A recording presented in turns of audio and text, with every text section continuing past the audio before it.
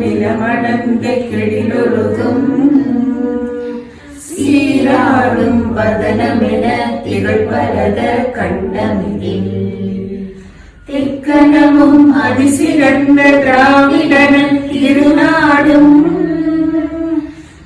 தக்க சிறு பிறை முதலும் தரிசனரும் திலகமுமே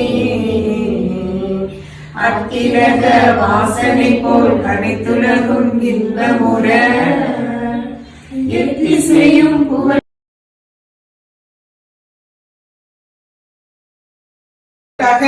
பொன்னாடை அணிவித்து அவர்களை நாங்கள் வருக வருக என்று வாழ்த்தி கௌரவிக்கிறோம். Good morning everyone. My name is Vishali. Today I am going to speak about relevance in Gandhiji and social justice. Today, 2nd October, we are here to celebrate Gandhi Jayanti. First of all, I wish you all a happy Gandhi Jayanti. It is celebrated on birth anniversary of Mahatma Gandhi. Mahatma Gandhi was a great leader of India. He is the father of nation. He played an important role in getting India freedom from British rule. He was a truthful leader and disliked violence. His speech inspired millions to join the fight. Gandhi's life and work were dedicated to fighting for equality and justice. Gandhi was a great believer in social justice. Social justice is everyone should have equal rights, opportunities, and regardless of caste, color, region, and gender. Social justice was Gandhi's mission. Gandhi works on social justice include fighting against touchability and challenging social justice against women. He also believed that men and women should be equally educated in housework. Gandhi's death on 13th January 1948. Good morning to everybody. Today my topic is relevance of Gandhiji of women's empowerment. My name is Nivetha. Gandhiji has worked for women's empowerment mostly. He has said that women have equal rights in everything, and they are not man's pleasure. They have all equal rights to participate in their happiness and well-being. And he had a main inspiration that participation of women in all the teams will have a succeed because they have more non-violence, and they have strength to overcome everything. They have equal rights in all aspects. As per Gandhi, thought empowerment of women without sharing an international financial and material resources is not possible. According to him, education, employment, everything, women should have equal rights so that the society will grow up. Nowadays we have women coming up in everything and great success as leaders, as leaders and tutors, everything. And Gandhi's main aspect was if you educate a man, only the society will be educated. But his most powerful mantra was if you educate a woman, whole family will be educated. Good morning everyone. I'm Monica. Today I'm going to discuss about relevance of Gandhiji to education. அவருடைய கல்வி வழிநடத்தல் வந்து இன்னைக்கும் நம்ம இடத்துல அப்படியே அந்த வழிநடத்தல் மூலியமா நம்ம கிட்ட அந்த வழிநடத்தல் இருக்குதா இல்லை அது வேற மாதிரி போயிட்டு இருக்குதா அப்படிங்கிற ஒரு விஷயத்தை தான் நம்ம இன்னைக்கு தெரிஞ்சுக்க போறோம். Before that I am going to relevance of காந்திஜியுடைய எஜுகேஷன் கல்வி வழிநடத்தல் எப்படி இருக்குதுன்னு நம்ம இன்னைக்கு பார்க்க போறோம். காந்திஜி சொன்ன மாதிரி அடிப்படை கல்விங்கிறது வந்து நிறைய எல்லாருக்குமே கட்டாயமா இருக்கணும். பிகாஸ் கல்வி இல்லைன்னா நம்மளால எதுவுமே பண்ண முடியாது. ஈவன் இப்ப நம்ம நான் ஒரு பொருளையே விற்கிற இந்த பென்சில் ஒரு 5 ரூபாய் அப்படின்னா கொடுக்குறவங்க வந்து 5 ரூபாய் கொடுக்குறாங்களா இல்லை எனக்கு அது கம்மியா கொடுக்குறாங்களாங்கிற அந்த ஒரு விஷயம் கூட எனக்கு தெரியாது. அதுக்கு வந்து கட்டாயமா அடிப்படை கல்வி நம்மளுக்கு கட்டாயமா வேணும். அது வந்து ஃபர்ஸ்ட் வந்து அடிப்படை கல்வி வந்து எவ்வளவு வருஷம் வரைக்கும் இருக்கணும் அப்படின்னா 7 வயது வரைக்கும் கட்டாயமா அடிப்படை கல்வி இருக்கணும்னு சொன்னாரு. அதுக்கப்புறம் வந்து பார்த்தாரு அதுல வந்து பெண்கள் வந்து பின்தங்கியே இருந்தாரு. கல்விக்கு வந்து முக்கியத்துவம் கொடுக்கல, பெண்கள் வந்து பின்தங்கி இருக்கிறத பார்த்து கட்டாயமா ஆண்கள் பெண்கள் இருவருமே ஒரே இடத்துல கட்டாயமா படிச்சு ஆகணும் அப்படின்னு அதை என்ன பண்ணாருன்னா 15 ஆண்டுகள் வந்து கட்டாயமா 15 வருஷம் வரைக்கும் கட்டாயமா படிக்கணுங்கிறத கொண்டு வந்தாரு. இப்போ அதையே என்ன பண்ணாருன்னு எக்ஸ்டெண்ட் பண்ணி அவருடைய காலகட்டத்திலேயே 18 வயது வரை கட்டாயமா கல்வி மற்றும் இலவச கல்வியாகவும் நம்மளுக்கு அந்த கல்வியை கொடுத்திருக்கிறாரு. அந்த இலவச கல்வியின் மூலியமா நம்ம எல்லாருமே பயன்பெற்று இருக்கிறோம்.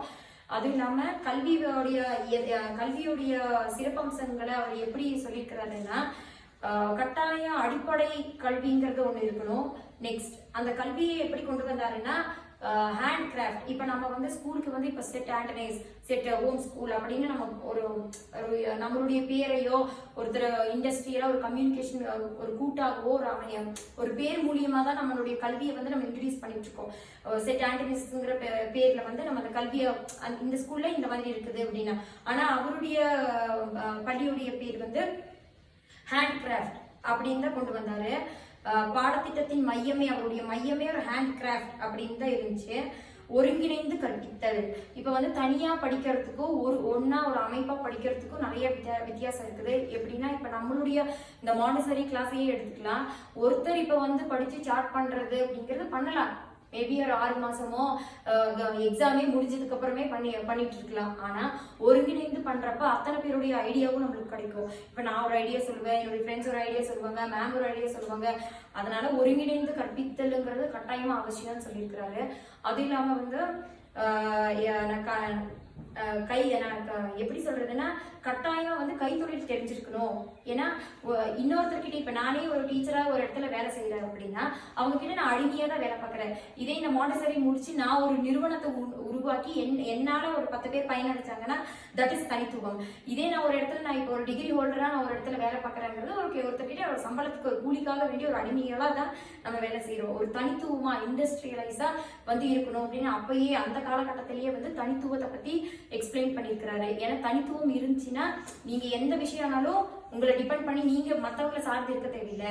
கல்வியுடைய அடிப்படை நோக்கம் என்னன்னா, இனி நம்ம எதுக்காக அந்த கல்வியை படிக்கணும்னா நம்ம படிச்சு கல்வியின் மூலியமா தான் நம்ம செல்வத்தை அடைய முடியும். ஏன்னா அதுக்கு வந்து கல்வியுடைய செல்வத்தை வந்து இவ்வளவுதான் குறிப்பிட்டு சொல்ல முடியாது. ஏன்னா கல்வியின் மூலியமா எவ்வளவு அழியா செல்வம் அப்படிங்கறதே கல்விதான். இன்னொன்னு வந்து பெண்களுக்கு ஏன் அதை ரொம்ப முக்கியத்துவம் கொடுத்தாரு அப்படின்னா, பெண்கள் வந்து நம்ம எப்பொழுதும் ஒரு கணவரையோ வீட்டை சார்ந்த நண்பர்களையோ சொந்தக்காரங்களையோ மட்டுமே நம்ம சார்ந்து இருக்கிறோம். அது இல்லாம இப்ப நம்மளுடைய தேவைகளை பூர்த்தி செய்யறதுக்கு வந்து இன்னொருத்தரை வந்து நம்ம அண்டி படைக்க தேவையில்லை. இப்ப நீ படிச்சிருக்கிற, நீ தனித்துவமா நிக்கிற, உன்னால முடியுங்கிறப்போ நம்ம வந்து நம்மளுடைய தேவையை நம்மளாலேயே பூர்த்தி செய்ய முடியும். மத்தவங்களை டிபெண்ட் பண்ணி இருக்க தேவையில்லை. அதை வந்து என்னென்ன மூலியமா எக்ஸ்பிளைன் பண்ணியிருக்கிறாரு அப்படின்னா, நூல் நூற்றல் மூலியமா சொல்லியிருக்கிறாரு, நெசவு தொழில் மூலியமா சொல்லியிருக்கிறாரு, தோல் தொழில்கள் மூலியமா சொல்லியிருக்கிறாரு. நெக்ஸ்ட் பானை செய்தல், இரும்பு வேலைகள் செய்தல், கூடை பின்னுதல், இது மூலியமா வந்து எக்ஸ்பிளைன் பண்ணியிருக்கிறாரு. இந்த மாதிரி ஏன்னா அந்த காலகட்டத்துல வந்து இந்த சிஸ்டமேட்டிக்கா நம்மளுக்கு வரல. இப்ப வந்து கம்ப்யூட்டர் நாலேஜோட சிஸ்டமேட்டிக்கா நம்ம எல்லா விஷயத்தையும் அப்டேட் பண்ணிட்டு இருக்கோம். அப்ப வந்து கைத்தொழில் அப்ப அந்த காலகட்டத்திலேயே கைத்தொழில் இவ்வளவு விஷயம் இருக்குது. இது மூலியமாவும் நீங்க சொல்லலாம்.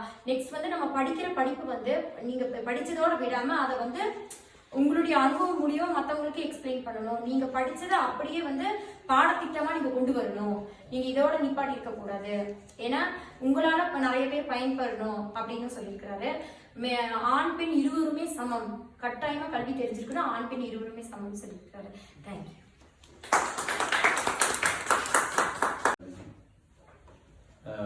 காந்தி ஜெயந்தி நிகழ்வுல வந்து முதல்ல வந்து இந்த மாதிரியான ஒரு நிகழ்ச்சியை ஏற்பாடு பண்ணதுக்காக நம்முடைய இந்த சமுதாயங்களினுடைய ஒருங்கிணைப்பாளர்களுக்கும் மற்ற ஏனைய ஆசிரியர் பெருமக்களுக்கும் என்னுடைய வாழ்த்துக்களையும் பாராட்டுகளையும் தெரிவித்துள்ளேன். ஏன்னா சின்ன சஜஷன்ஸ் என்ன அப்படின்னா அதுக்கப்புறம் பேசுன சொல்றேன். இப்போ இந்த நிகழ்ச்சி வந்து இப்போ நம்ம நிறுவனத்துக்குள்ள நீங்க நடத்துறீங்க, அது பாராட்டுகள், மகிழ்ச்சி தான். இப்போ நம்மளுடைய நிறுவனம் இன்னும் வெளியில தெரியணும், கொஞ்சம் எக்ஸ்போஷர் ஆகணும் அப்படின்னு சொன்னா நீங்க இதை உடனடியா இப்போ நீங்க பண்ணிட்டீங்க, அடுத்த வாட்டியோ இல்லை தொடர்ந்து நிகழ்ச்சி வரப்போகுது, நமக்கு ஒரு நிகழ்ச்சியா வரும். அப்போ அந்த மாதிரி நிகழ்ச்சிகளை நீங்க என்ன பண்ணலாம்னா வெளியில முன்னாடியே வந்து ஒரு வாரத்துக்கு முன்னாடியோ 10 நாளைக்கு முன்னாடியே நீங்க அனௌன்ஸ் பண்ணிட்டு இன்னும் அப்போ பேச்சாளர்கள் இந்த மாதிரி பங்கேற்பாளர்கள் இன்னும் ஒரு 10-20 பேரை நீங்க சேர்த்து நம்ம பண்ணோம்னா நம்ம நிறுவனமும் வெளியில இருக்கிறதுங்கிறது ஒன்று தெரியும். ரெண்டாவது நம்மளும் பல்கலைக்கழகத்துக்கு பெறுகிறத விட நம்ம நிறுவனம் வந்து வெளில இருக்குது அப்படின்னா மாணவர்கள் உங்களுடைய சேர்க்கைக்கும் பயன்படும். நம்முடைய இந்த மாதிரியான செயல்பாடுகள் செய்கிறோம் அப்படிங்கிறது சுற்றி இருக்கவங்களுக்கும் நமக்கு ஓரளவு தெரியும் அப்படிங்கிறது என்னோட சஜஷன். அப்புறம் இப்போ பேசின எல்லாருமே வந்து நீங்கள் இப்போ ரொம்ப குறைவாக ஆட்கள் இருக்கு, நீங்கள் கொஞ்ச நேரம் பேசுனீங்க அப்படின்னு நினைக்க வேண்டாம். ஷார்ட் நோட்டீஸில் இந்த அளவுக்கு தகவல்களை நீங்கள் சேகரித்து பேசுனதுங்கிறதே உங்களுக்கு பாராட்டுகள் தான், மகிழ்ச்சி. பொதுவாக நம்ம வந்து காந்திஜியை வந்து தேசப்பிதா அப்படின்னு நம்ம பேசுகிறோம், மிதவாதின்னு சொல்லுவோம். இவருக்கு நேர் கருத்து கொண்ட, நேர் செயல்பாடு கொண்ட சுதந்திர போராட்ட வீரர்கள், புரட்சியாளர்களும் இருந்தாங்க. பகத்சிங், நேதாஜி போன்றவர்களும் இருந்திருக்கிறாங்க. அவர்களுக்கு வந்து இவர் மேல மரியாதை இல்லைன்றதெல்லாம் கிடையாது, இவர் மேல அளவிடந்த மரியாதை இருக்குது. ஆனால் அவர்களுடைய பாதை வேற இருந்ததுனால பிரிட்டிஷ் அரசாங்கத்தினுடைய அந்த அடக்குமுறைக்கு ஆளாக்கப்பட்டு அவர்கள் வந்து கொல்லப்பட்டார்கள். காந்தியை அதே போல இப்போ நம்ம தந்தை பெரியார் வந்து கடவுள் மறுப்பா இருக்கலாம், என்ன இருந்தாலும் அவர் காங்கிரஸ்ல இருந்து வந்தவர். ஒரு கட்டத்தில் வந்து அவர் இதுக்கு முன்னாடி காந்தியோட இருந்து கட்சியில பயணித்தாலும் ஒரு கட்டத்தில் அவரோட முரண்படுறாரு. ஒரு சில விஷயங்கள்ல, மற்ற விஷயங்களை தவிர்த்து ஒரு சில விஷயங்களை முரண்பட்டாலும் அவருக்கும், அதாவது மாற்றுக்கருத்து கொண்டவர்களும் ஒரு மரியாதை வைத்திருக்கக்கூடிய, மதிக்கக்கூடிய ஒரு சுதந்திர போராட்ட வீரராக, அம்மா சொன்ன மாதிரி உலகம் முழுக்க இருக்கக்கூடிய நாடுகளில் இருக்கக்கூடிய பல்வேறு தலைவர்களும் சொல்றது, தேசப்பிதான் சொல்றது என்னன்னா அவருடைய பொறுமை, அவருடைய நிதானம், அந்த அடிப்படையில் தான் நமக்கு வந்து இந்த அகிம்சையின் அடிப்படையில் நம்ம இந்த சுதந்திரம் கிடைச்சதுனால தான் நமக்கு இன்ன வரையும் அவரை நம்ம போற்றி பாதுகாக்கிறோம். அதே நேரத்தில் அவருக்கு நிகராக அவரோடு சமகாலத்தில் பயணித்தவர்களும் இந்த நாட்டினுடைய சுதந்திரத்திற்காக பணியாற்றி இருக்கிறார்கள் அப்படிங்கிறதும் இருக்கு. அதனால வந்து இந்த நாளில் இப்படி ஒரு நிகழ்ச்சியை நம்ம நிறுவனம் செய்ததுக்கு என்னுடைய பாராட்டுகள், பல்கலைக்கழகத்தின் சார்பாக என்னுடைய பாராட்டுகள் நான் தெரிவிச்சுக்கிறேன். இன்றைய நாளிலும் கூட நம்முடைய மிக அழகாக சொற்பொழிவினை ஆற்றிய நம்முடைய மாணவர் ஒவ்வொருவருக்கும் நான் தனிப்பட்ட விதமாக வாழ்த்துதலை தெரிவித்துள்ளேன். ஒவ்வொருவரும் தமிழால் முயன்ற அளவு, அவர்களுக்கு எவ்வளவு முடியுமோ அந்த அளவுக்கு மிகவும் திறமையாக, கருத்தாக டேட்டாஸ் கலெக்ட் பண்ணி மிக அழகாக பேசினார்கள். இந்த நேரத்தில் முதல் பரிசு யாருக்கு செல்கிறது என்றால் மோனிகா. முதல் மதிப்பெண் 10க்கு 10 மதிப்பெண் பெற்று முதல் தகுதியை பெற்று வருகிறார்கள். இரண்டாவதாக நிவேதா இரண்டாம் பரிசினை பெறுகிறார்கள். 10க்கு 9 மதிப்பெண் பெற்று இரண்டாவது பரிசினை பெறுகிறார்கள்.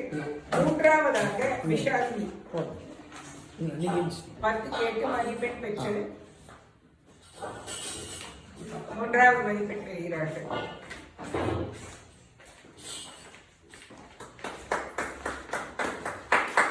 இந்த 3 பேரையும் எங்கள் நிறுவனத்தின் சார்பாக நாங்கள் வாழ்த்துகிறோம். இன்னும் பல்வேறு விதமான காம்படிஷன்லையும் ஒவ்வொருத்தரும் தனிப்பட்ட விதமாக கலந்து வாழ்த்த உங்களை வரவேற்கிறோம். விநாயக ஜெய ஹே பாரத பாக்ய விதாதா, பஞ்சாப சிந்த குஜராட்ட மராட்டா திராவிட உட்கல பங்கா, விந்த ஹிமாச்சல யமுனா கங்கா உச்சல ஜலசிதரங்கா, जब शुभ नामे जागे तब शुभ आशीष माहे, गाहे जब जय गाता जनगण मंगलदायक जय हे भारत भाग्य विधाता, जय हे